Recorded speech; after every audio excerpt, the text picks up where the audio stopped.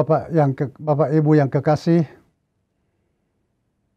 sebelum kita melanjutkan aktivitas kita hari ini, kami mengajak kita sejenak untuk merenungkan firman Tuhan yang mau menyapa kita saat ini.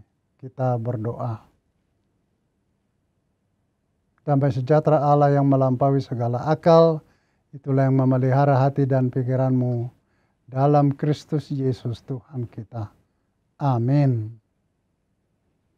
Firman Tuhan yang menyapa kita pagi ini diambil dari kitab Injil Yohanes pasal 17 ayat 18.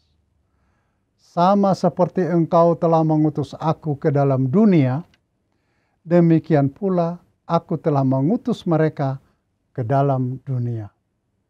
Saudara yang dikasihi Tuhan, pernahkah kita dengar atau ingat tentang Tuhan Yesus berdoa untuk para muridnya?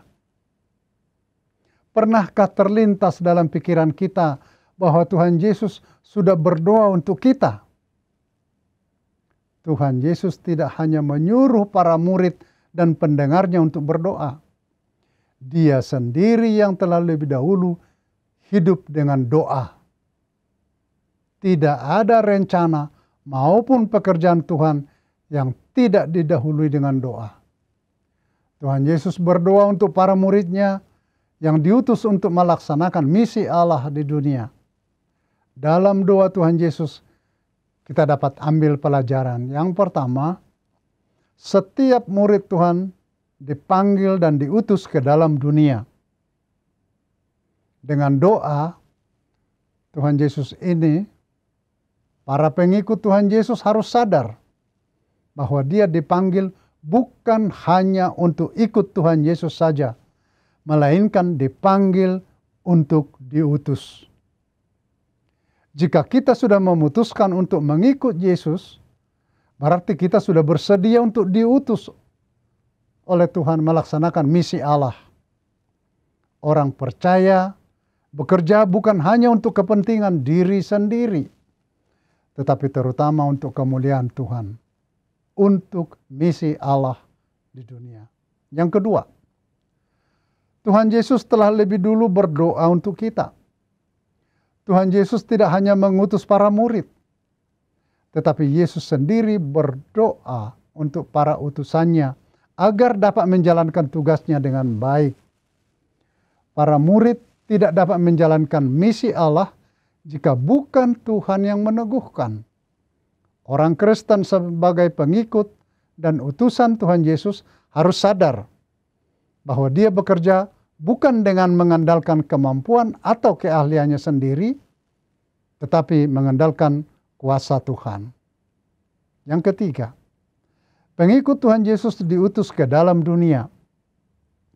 Karena itu Tuhan Yesus tidak mengasingkan para pengikutnya dari dunia yang penuh dosa dan kejahatan. Dunia adalah tempat orang Kristen untuk bersaksi, untuk berjuang mewujudkan kehendak Tuhan. Dunia bukan hanya tempat tinggal dan tempat manusia bekerja, tetapi yang utama, dunia adalah tempat kita diutus oleh Tuhan agar kita bekerja menjalankan misi Allah. Apapun yang kita kerjakan hari ini, dimanapun kita berada saat ini, itu bukan secara kebetulan. Itu ada dalam rencana Tuhan. Karena itu, apapun yang kita lakukan hari ini, dimanapun kita bekerja, kita harus ingat dan sadari bahwa kita diutus oleh Tuhan untuk menjalankan misi Allah, melakukan rencana Allah. Yang terakhir, inilah salah satu yang harus kita syukuri. Tuhan berdoa untuk keberhasilan kita. Dia tidak membiarkan kita berjuang sendiri.